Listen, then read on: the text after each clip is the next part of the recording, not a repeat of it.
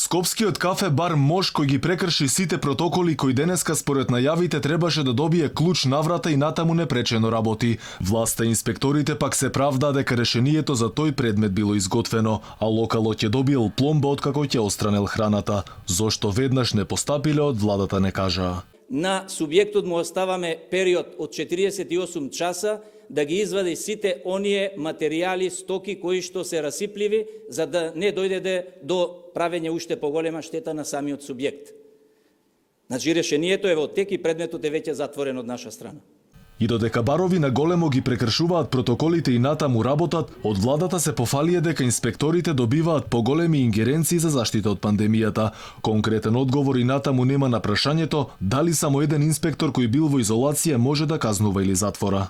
Последните случувања со прекршувањето и непочитувањето на ковид протоколите од страна на одредени субјекти ја наметна потребата од зголемување на овластувањата на инспекциските служби. Се согласивме дека треба да се зголемат овластувањата на инспекторите и глобите за прекршителите на протоколите.